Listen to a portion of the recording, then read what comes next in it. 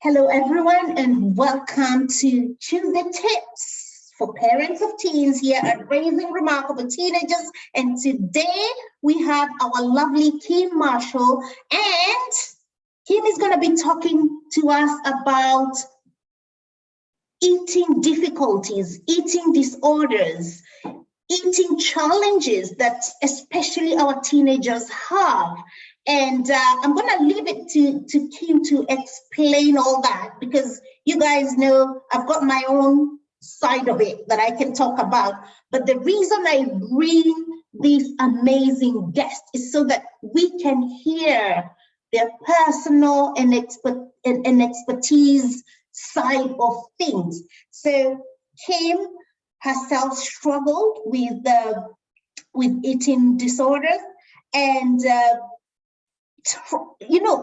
thank goodness we are here to tell you there is hope. And you right here, you're looking at hope, personified. And I want you to lean in and listen, grasp every bit of information that you can, because it's in our interest that we know what's happening so we can help our young people. For those who don't know me, and by the way, my daughter said to me the other day that I no longer introduce myself. I don't know why. And I should, because she said, what about people who have never listened to this before? So I'm going to quickly introduce myself, although this is never about me. It's about our guests and the information that you guys can take action on to get your transformation. My name is Angela Karanja, and I am an adolescent psychologist and the founder of Raising Remarkable Teenagers. And I am a parenting teenagers expert. Here at Raising Remarkable Teenagers. So without much further ado, I want to introduce Kim. Kim, tell us a little bit about yourself. Yeah, so I now work with people with eating disorders, primarily anorexia and bulimia. And I think that's just because that was my experience. I had myself anorexia and bulimia. I started struggling later in life. I was about 31 when I was first diagnosed, and it was absolute hell for me. It came up so suddenly. I spent a lot of time in denial that I didn't think that there was a problem. I thought everybody else was kind of far too concerned about me, far too worried, poking their nose in and where it didn't belong.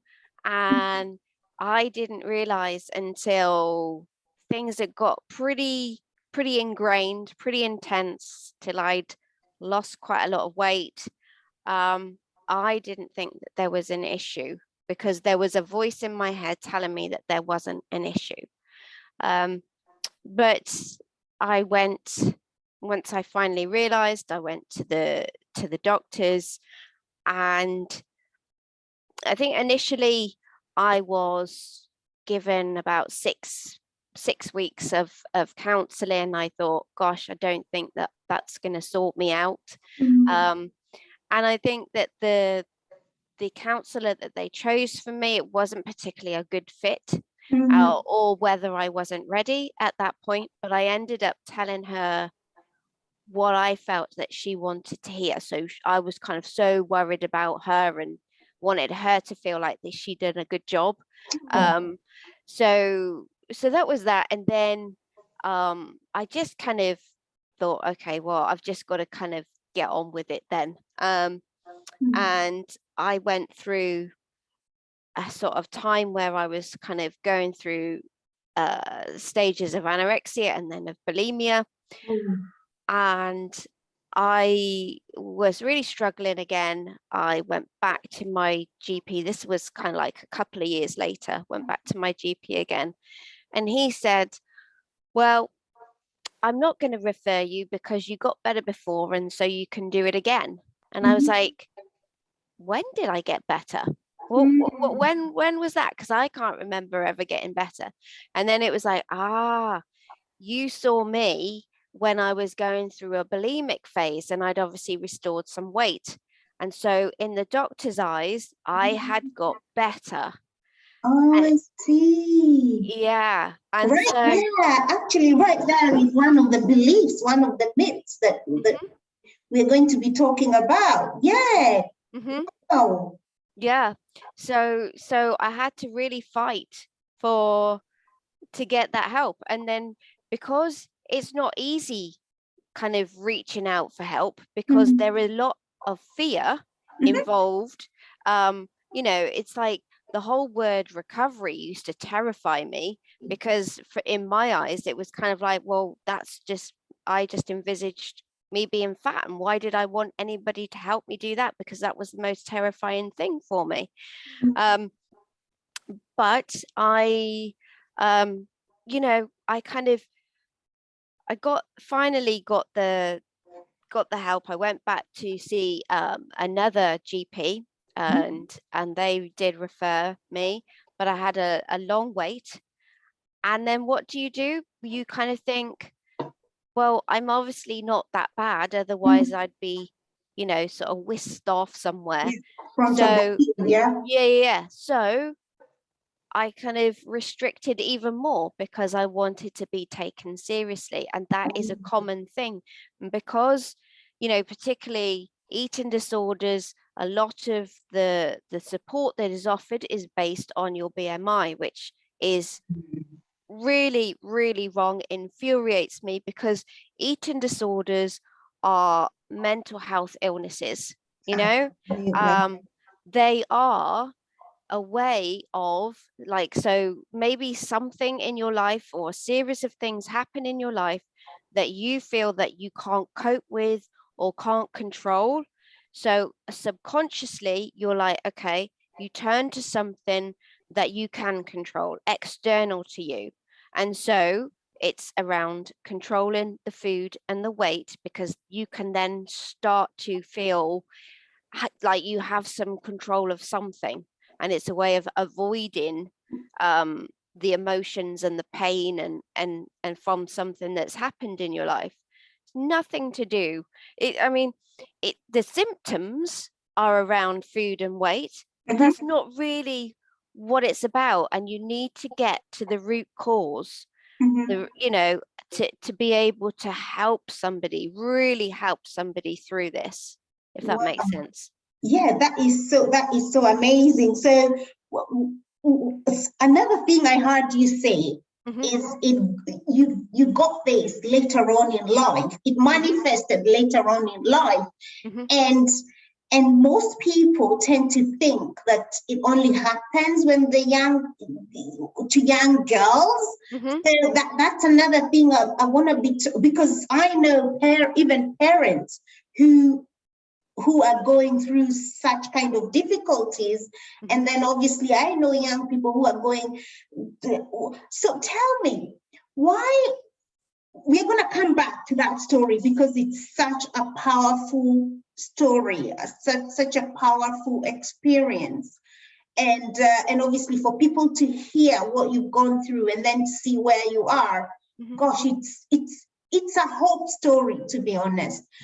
So I want to ask you, in terms of over here at Raising Remarkable Teenagers, we are all about asking parents to be intentional, Hmm. intentional, intentional, because when you're intentional, you're in the moment. You get to notice what's happening. You're conscious about what's happening, both in yourself and also, especially in your teenagers. So, what is your view about being intentional, and how have you applied that possibly with the people you work with? Hmm. Yeah, so I mean, I think there are so many books on kind of, well, when I've got a 21-year-old and a 19-year-old now, two daughters. Oh, And, I remember kind of like when they were young, there were loads of books on how to potty train, how to feed, how to do this, but there was no real kind of like manual for bringing up children, and children are very individual anyway. mhm, So, and I actually learnt through my kind of like my recovery and through the work on myself, I actually learnt EFT, emotional freedom techniques, tapping. And through all the theory around how we work and how our body works and how stress impacts us and our unconscious mind and all of this sort of great stuff,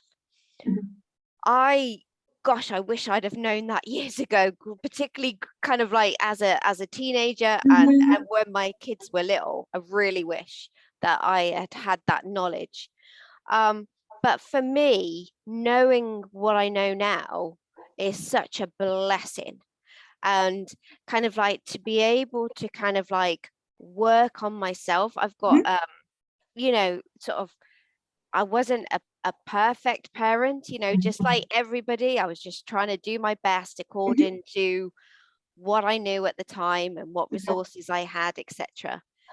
But I think, I have a daughter who gets particularly anxious. And and it's kind of like, knowing what I know, it's like, oh, come on, let's do some tapping around this. And of course, it's like, when she was younger, she was quite okay with that, but now it's like, oh, that's not cool, mom, and it was I was really frustrated. So now what I do is, if there's ever anything going on that I need to help or I desperately want to help her with, I work on myself first. I work on my own stuff, and so I can be a better role model for my kids, and I can show them that it's okay not to feel okay all the time. It's okay to feel sad, to feel angry, to feel frustrated, hurt, and that you can work through these things. They don't have to just sort of sit and stay with you, and it's okay also to ask for help. And it's okay to sort of like talk about feelings and emotions and and things like that. So yeah, I think I've learned so much through my own work on myself, which has enabled me to be a better parent. Oh, that is so powerful. That's so intentional.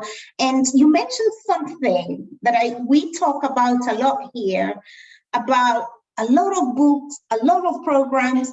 It's all about doing, do this, do this, do this. And what I like to remind, especially we as parents, we are human beings, not human doings.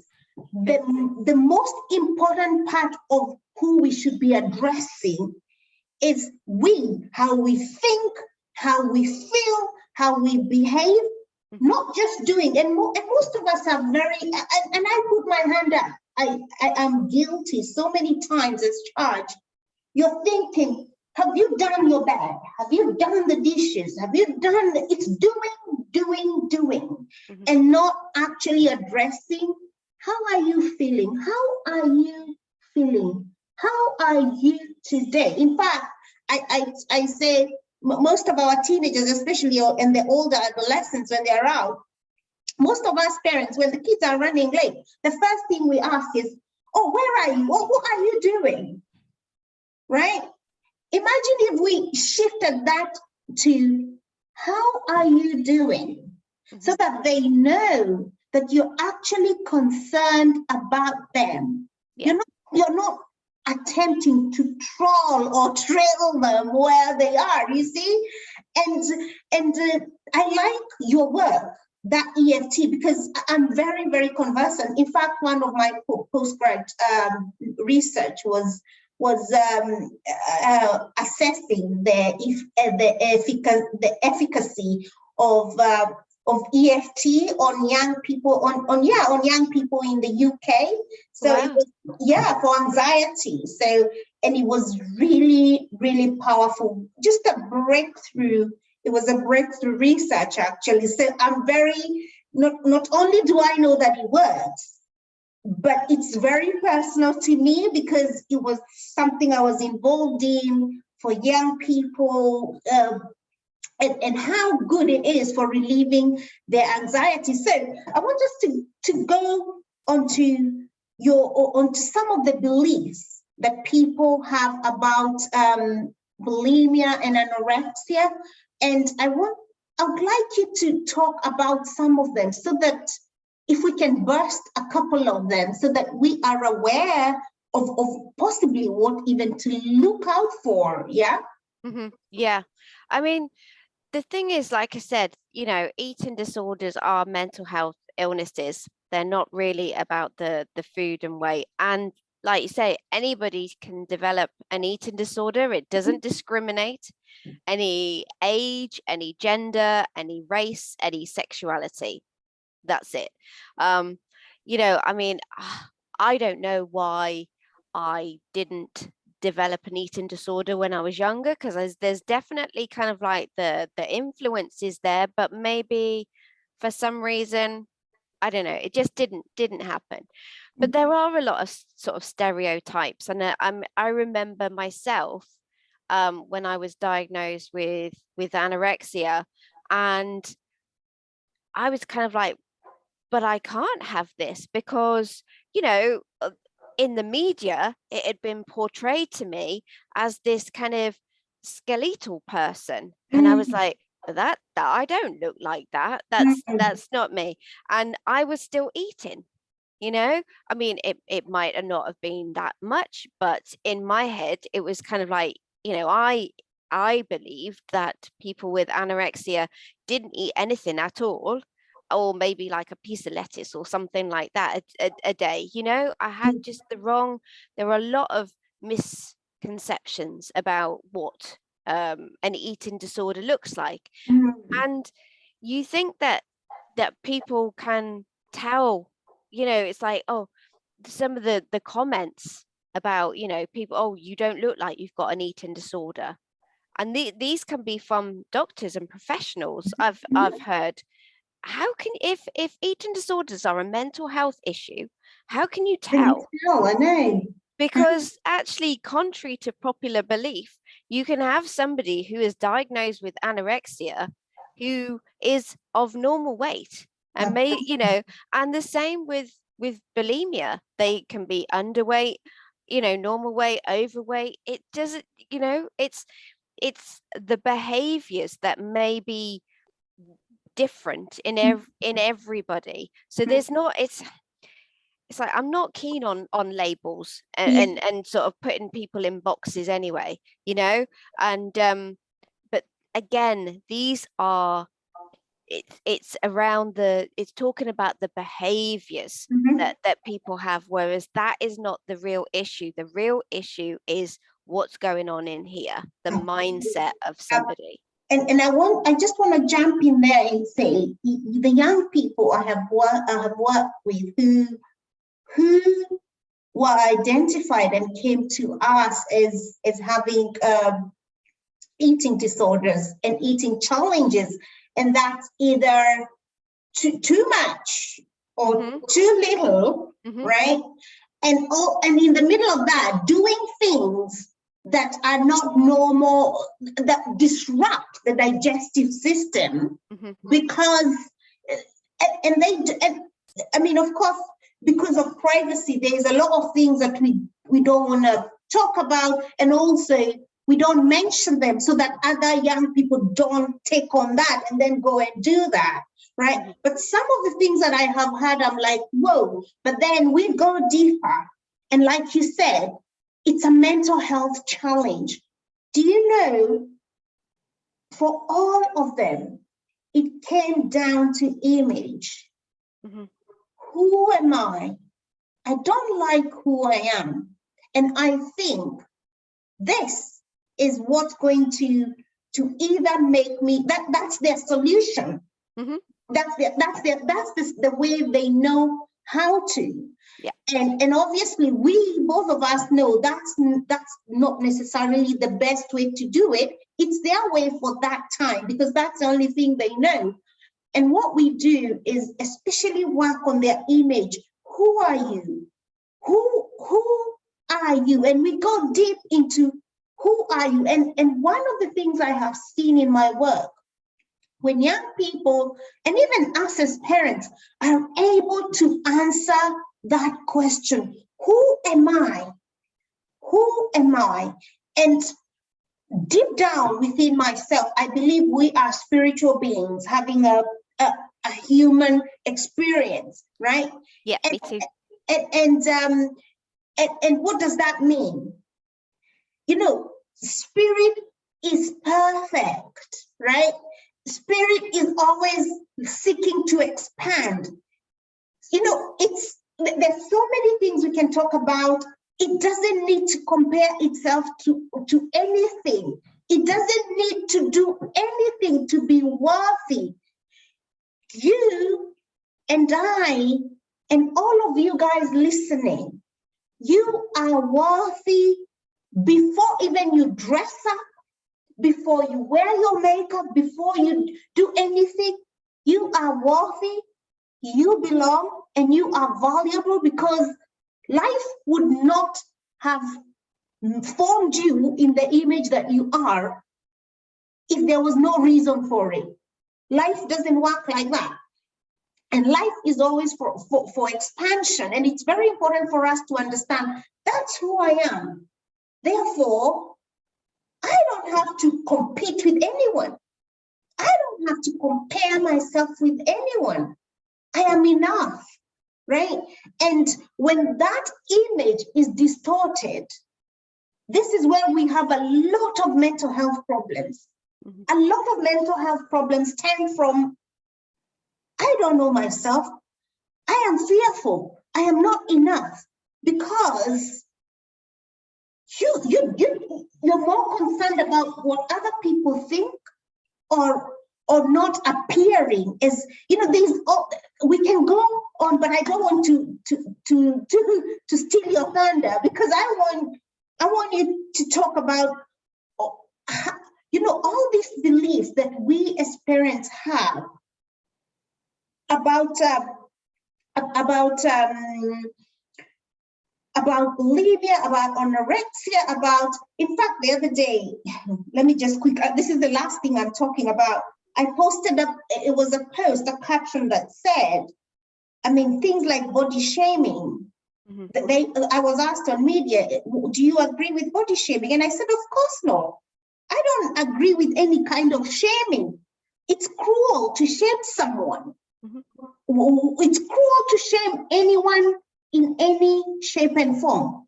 But this does not justify us not talking about some of unhealthy behaviors that we have about weight. And then I said, let's not forget, while some people carry their weight visibly on their body, there's a lot of us carrying a lot of weight psychologically. And we need to be aware of that. We don't see that. You or I may not be able to, many people may not be able to see the kind of weight. For example, if you're carrying guilt, shame, anger, that's weight, psychological weight, right? So I'm going to leave this to you, Kim, so you speak to us about the beliefs surrounding these eating disorders, and how, as parents, we can identify those, and how we can deal with it, how we can mitigate it, what kind of language we can use to help our young people shift their minds about this. That will be really helpful. Mm-hmm. So, I mean, the behaviors, you're right in terms of, so there's a lot of pressure in society today, particularly on, you know, on all genders, mm-hmm. and to look a certain way, and so obviously, and it seems to be getting younger and younger now, that the sort of, you know, people are feeling the pressure to look a certain way, and they think that that's the answer. And I remember being very small thinking that that would make me happy, and it just definitely didn't. And so and you're right in that, you know, people compare and like, oh, I want to look like that, I wish I looked like that. Mm. And it's very much like, I know what you're saying about that identity. Who am I? What is my purpose in life? You know, what are my values? And I think that if you can shift that sort of like to, we often look for validation externally from other people. And if you can get that for yourself, you know, if Girl. absolutely, if you can get that for yourself, if you can say, like, I am good enough, I Mhm. am worthy, Yeah. I deserve my place in this, on this earth, Yes. then everybody else is just like noise, you Mhm. know. It's just like, and and that's what I tried to get people to, and that's where I got to myself. You know, I didn't need that kind of like validation. And now it's like, you know, I always had an issue with body image, and it's not like I kind of like pose in front of a mirror now and thinking, oh damn woman, you look great. But the thing Don't is you? that Don't you? well, so Me some too. days, some days. Um, but it's like my body is more now. It's not about kind of particularly what it looks like. It's like my body is amazing for what it does. You know, if I kind of like knock myself and I'm bleeding, then it kind of it heals. If I break a bone, it heals. You know, I've carried two children, and you know, it's like I'm breathing right now and I'm not even thinking about it. There's blood pumping around my body. I can do so many things, you know, and that's amazing. And yet we don't even can think about that, Gosh, you I know. love you so much, Kim, because you mentioned something I say all the time, and I say, even before you get up, even whilst you're sleeping, imagine the biological functions that are happening in your body. You're amazing. You're amazing. And like you said, you have a cut. And you know, everything, all the cells are racing to make sure that we want to cover this. We, you know, they're rooting for you. Absolutely, yeah. Oh my, this is so amazing. And it's good that you reminded me that, in fact, last week I mentioned to a group of parents and their kids about, you know, in about 1999, science, we discovered there is a code in every cell of a human being. And we've got about 50 trillion cells, right? Mm-hmm. And on each of those cells, there is a code that says, it's a five letter code, and it says, God eternal within my body. Do you know how in chemistry we have, for example, H means hydrogen and O means oxygen? So that's the code, and it's in every part, every cell of our body. That's about 50 trillions of them. How unique are you that, Absolutely. your maker, life, stamp you as a masterpiece? Come on, guys. If you have no reason to feel good about yourself, that is something to feel good about yourself, and also to remind your kids, you are unique. You don't have to have this kind, you don't have to have anything. In fact, you don't have to have anything.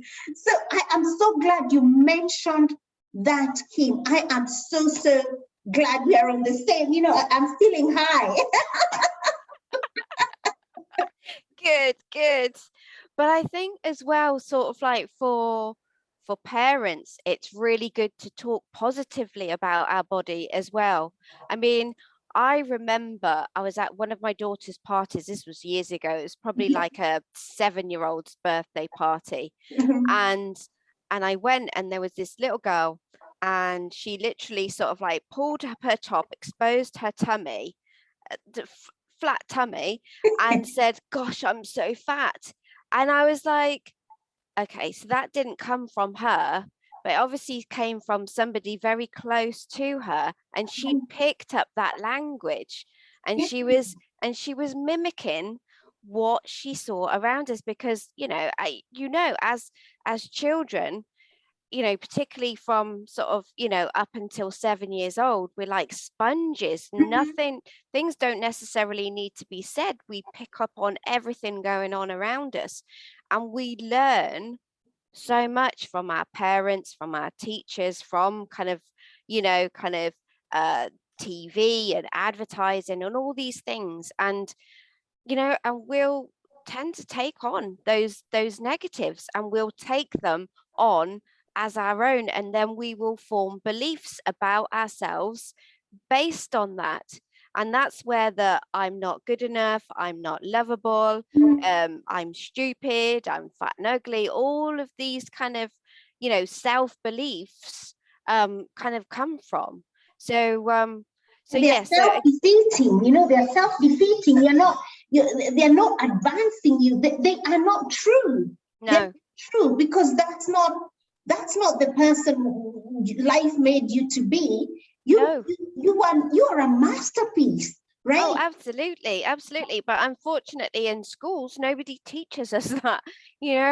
We kind of learn to read and write and do all these things, but nobody kind of teaches us about life, about handling our emotions. In fact, as you say that, it's so bad. Sometimes it's so bad that when you have on the other side a kid saying that I am worthy, I am beautiful, you are then labeled as a braggart. And you're thinking, no, the kid, I am beautiful. I often have my daughter, she's a teenager, she often has some kids that come for sleepovers and that. And then the first thing I say to them in the morning, very, very intentional. Daughter knows that, and she's used to it now. She knows she doesn't really go out of her way to do anything. Actually, she looks after herself, but she won't go really. It's how other people view her. It really is no longer. It's not an issue, but. Anyway, when she's got girls sleepover, and one of the things I say to them first thing in the morning, like, oh, hi, gorgeous. Yeah. And each one of them, I tell them how beautiful they are. And those who haven't been here before, they're like, you can see the discomfort, because they're thinking, how can I be beautiful? I don't even have my makeup.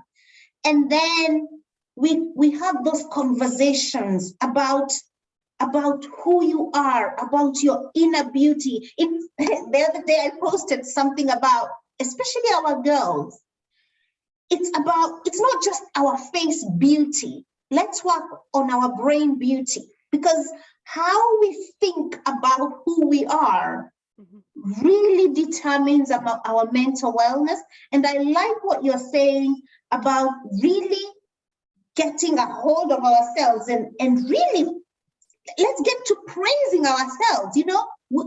Let's be our first cheerleaders and normalize that. It's not bragging. Absolutely. I mean, the thing is, I heard a saying about, we are with ourselves 24/7 more than anybody else, and so it's really important to be our own best friend, and that's so important. So important. And I like what you say there, but there's a difference between, I always think there's three things. There's sort of like, there's always a difference between cockiness and confidence. And yes, girl, I love it. Yeah, and there's a difference between assertiveness and arrogance. And the other one, there is a difference between being kind and people pleasing. Absolutely. And I think, having those conversations with your children and your young ones is really important, because it's good, it's particularly to be kind, but that also includes being kind to yourself. Very good. Very, very good. Being kind and compassionate to ourselves. It's really, even let me just, I think hold on, Just a quick, sorry guys, there we go. It's just my computer, something was disconnecting, but I've done it. Sorry. Yeah, so I love your distinctions of cockiness and confidence. It is possible to be confident without cockiness, without being cocky. It's knowing who I am without violating the rights of others. Absolutely. Right? I can, it's what you said reminds me of the sun and the moon, right? Each in its glamourness. You never hear them colliding. You never hear them competing. You never hear them comparing. And look what they do for us. During the day, the sun gives us all the light. And then during the night, the moon gives us the most magnificent beauty up in the air. We can learn from nature. You can shine. Absolutely. You can shine without violating the rights of others. Yeah, absolutely. And the thing is that if you are confident and somebody is not taking it too well, then that's for their issue and that's for them to work on and nothing to do with you. Absolutely. And I love that. I love that. And we can compassionately communicate that. And if you're feeling uncomfortable in my presence, right? What explore? Why are you feeling uncomfortable? Yeah. Why are you? I'm not taking, it's like air. If I breathe, I'm not taking anything from you, right? Or if I'm well, I'm not taking your wellness away. It's unfortunately, there is this concept a lot of people don't understand because of the universe is lavish. I believe the universe is lavish. If I'm happy, I'm not taking some of your happiness. We both can be extremely happy, right? Yeah. And if you're healthy, I can be extremely healthy, and you're also extremely healthy. So I think each one of us, and I liked what you said from the beginning about working on self. Working on self is a very a very powerful concept. I just want to ask you, Kim, right? How I remember you said about going to the GP, and then now, so I want to hear those moments of transformation. I want to hear that, and I want to hear that hope, because I know loads of people are here because they really wanted to hear that. There's nothing. For example, in psychology, we say experience is the best evidence, right? And so hearing your journey, hearing you crossing the bridge, and knowing that it can be done, that's just, it's just about, it's like music to our ears here. So I want to hear that, and what you did with yourself, and what processes, I don't know whether you did affirmations or you did the EFT. Tell us, help us learn what you did. So basically, I was at a stage before, I was on this waiting list to get help. It was like I was at the bottom of a deep dark well. There was like no chink of light shining through, and it just felt that every time I tried to sort of get out of this well, I'd sort of fall down and hurt myself. And although I felt very alone, very scared in this well, there was kind of like a part of me that felt safe in there as well. And like, I didn't know who I would be if, on the outside, I would have felt very vulnerable. The reason why it's so difficult to recover is that there are a lot of fears around recovery and a lot of beliefs and a lot of mindset work that needs to be done. There's a lot of barriers that I needed to work through. I yeah, I was in a really dark place, and I I got my assessment, and within a few days I was in residential eating disorder center. And although I was there for about 4 months, and although I had, I suppose, restored some weight, I had relearned to eat again. When I came out, that voice in my head was still very much like, right now you can go back, you can lose the weight, you can go back to old behaviors. And I had to keep saying to myself every day, for several times a day, it didn't make me happy. It didn't make me happy, because I didn't want to go back. I didn't want to sort of be where I was. And luckily, soon after that, I found EFT, emotional freedom techniques. And that was the thing that really helped me deal with my stuff. Oh, The, brilliant. the stuff that I really needed to work on.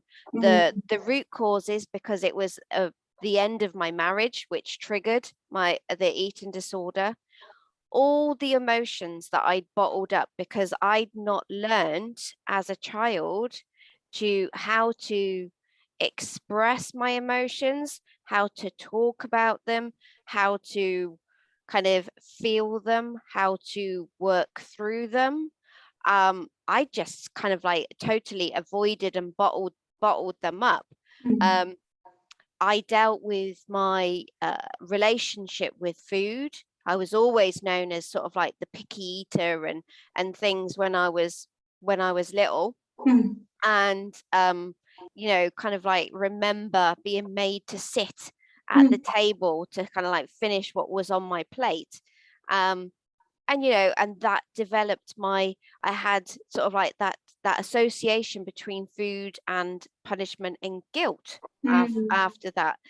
So, and also kind of like working through my unmet needs.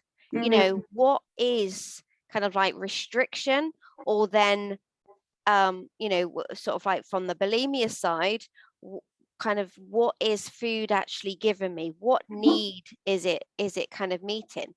And I think, going back to what you were saying about body shaming, I've worked with people with binge eating disorders, and and again, it's that, and we were saying this earlier about the government and their strategies to try and end the obesity kind of like crisis. And it just makes me want to pull my hair out, because these things aren't dealing with the real reason. Nobody wakes up and thinks, oh right, I'm gonna use food, or I'm gonna use restriction, or I'm gonna use this strategy to help me in life. And this goes the same with alcohol and drug addictions, etc. um you know I've worked with clients, like I said, with binge eating disorder, and a lot of the time there's been some sexual abuse there. So it's kind of like as a child, and so the child has then sort of, kind of like I said about the beliefs that we kind of make. They had a belief that if I'm big, nobody will come near me. And now, how is putting calories on menus and kind of introducing sort of like free gym memberships, how's that really going to help with those core issues? um and I had sort of like other clients who have been absolutely tortured by grief, and they again want to avoid, or kind of sort of bottle that up, kind of shove it down, and they are comfort eating, overeating and comfort eating. They want to shove that down. They don't want to feel the grief. It's too painful. They don't know how to work through that.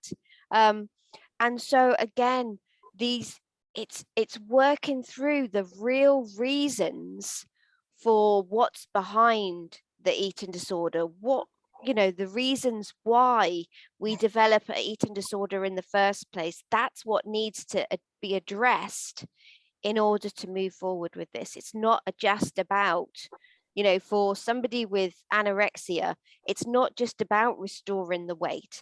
Yes, it's important from a physical point of view, as in the same from a a binge eating point of view, you know, kind of like from a physical health point of view.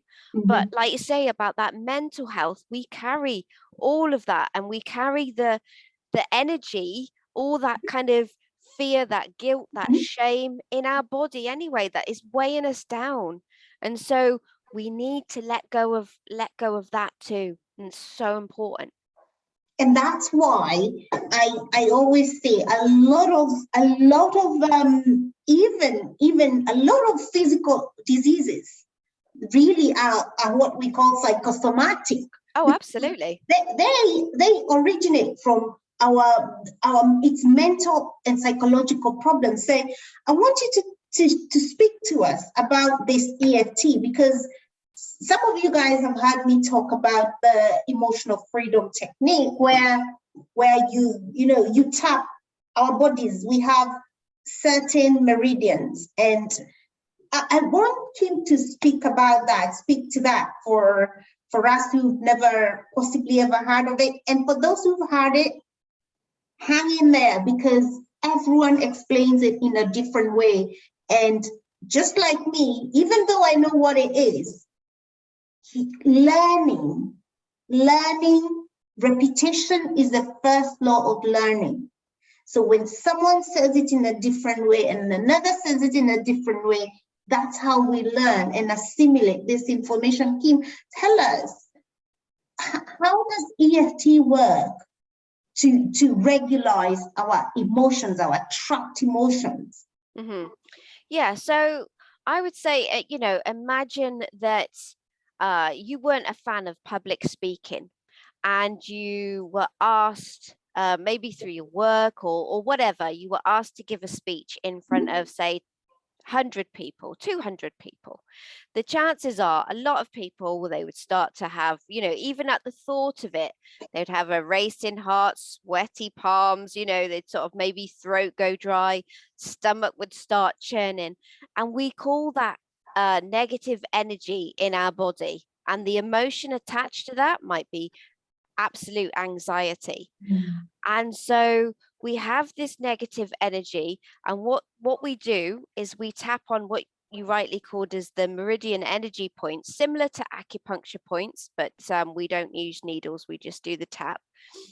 And what we're doing is we're just tapping on these meridian energy points whilst focusing on the emotion that we're feeling, on what's going on in our body, and it just helps let go of that negative energy within our body. And the only way that I can describe the effects of it is, not only does it kind of help you feel more kind of calm and relaxed, but if your work, you can work on sort of like your present emotions, but also you can work on sort of like past things. So how, when you still have that kind of association. So if something has happened in your past that you are still bothered by, you still hold some charge for you.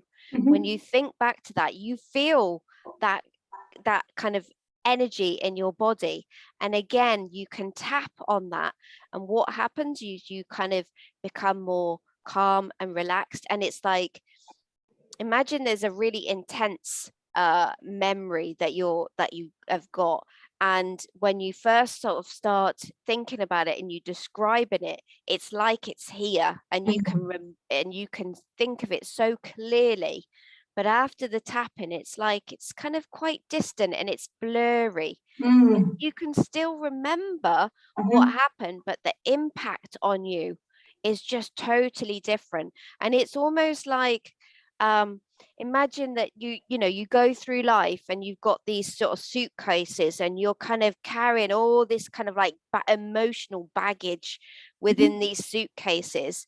And by doing this tapping, it's like you're able to just gradually let go a bit out of these suitcases, and then sort of like to get you to a point where you feel free and so kind of like more lighter in your life. So yeah, that's kind of like how I describe it. And I the thing I love about EFT is that it's so simple to learn. it's so powerful. There's lots of different, you can get really creative with it. You know, you don't have to kind of go back and kind of relive all the trauma and stuff in order to work it through, you know, and also, you know, so it's simple to learn, it's really, really powerful. And also you can learn it as a self-help technique. So even if you are working with a practitioner on some intense stuff, you can use it for yourself in between your sessions. So on kind of like everyday things and how you're feeling, etc. I just love it. It's very, I know it's very powerful from a very personal level, as well as obviously a very professional level, the research level. I know it's a very powerful process, and what it does is it actually, it's like, imagine, I want you to imagine that you have a computer and then you have a software. So what the software really is what runs, it runs behind, you know, the computer. So what EFT does, because it's a very, it interrupts the think about your thoughts, because all your experiences are stored in your body, in your brain and body.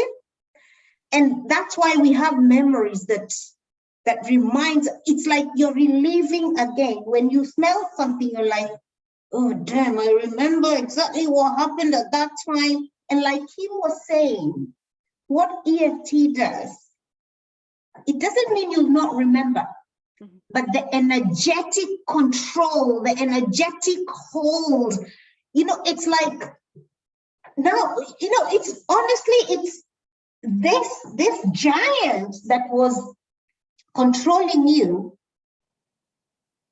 it becomes such a small thing, it no longer has control. It's not to say that it never happened, but the painful memory is eliminated. It's a very, I think you guys should contact Kim, and Kim, tell us where our listeners, our parents can find you for help with all this. And before you share with us 3 self-care activities that they can do. So first of all, tell us where we can all find you.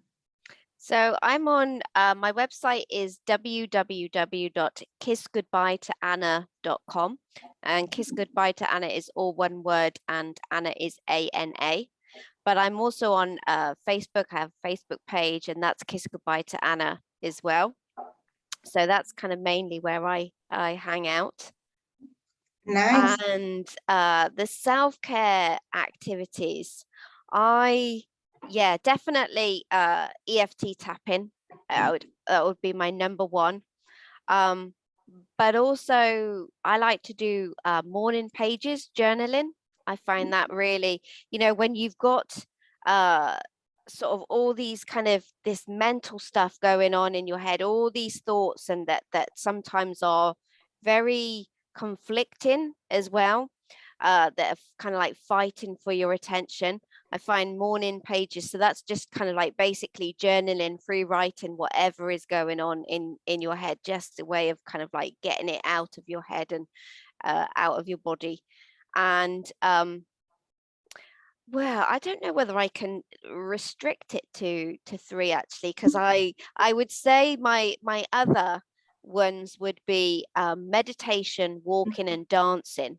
I love walking, getting out in the fresh air, just as sort of like a gentle stroll, just get out and sort of get into nature. I think that can be really, really helpful. And dancing, I loved, you know, the power of music. And it's funny what you said there about, you know, how a smell can sort of take you back somewhere. I think a song and a piece of music can also sort of take you back. And I think, you know, the power of a playlist is great. So and meditation, I love meditating as well. Oh, you guys, do you hear that? Definitely grab a hold of Kim and learn more about EFT. I promise you, it's a very simple technique. And actually, we as a family have used it here to eliminate a lot of all sorts of stuff, including daughter used to be really afraid of spiders. She could not even come into a room where, but now she still doesn't like them, but she is not, she's not paralyzed in the presence of them, right? So that's the power of this. And I know many young people, especially because I deal with them, especially when it's during exam time, they get paralyzed, and you know, and this practice is so simple. Kids or even yourself can go into the bathroom for 5 minutes and just do that for yourself. It's a very personal thing. People don't even need to know that you're doing it. So grab a hold of Kim and learn that process. It's powerful, I promise you. I use it. I wouldn't be saying it's powerful if I didn't know it was. And then think about journaling, and also meditation is, it also has some of the tips that Kim has shared with us today. And as you all know, guys, we talk about taking action on the information that we have shared so you can get your transformation. So today I want to ask you, what action will you take? You don't have to do everything, just one thing. I mean, I know what I'm going to be doing a little bit more of from just what we've learned today. So think about, what action will I take? And that could even be contacting Kim at Kiss Anna Goodbye. Is it? Kiss Goodbye to Anna. Kiss Goodbye to Anna. And Anna is ANA for anorexia, right? So Kiss Goodbye to Anna. That could be your action. Whatever you do, don't just be, let this not be, oh, that was good. That's good information. Do something with it. Because we all know, you know, even faith without action is useless, to be honest. So let's do something. And I am so grateful to you, Kim, for today.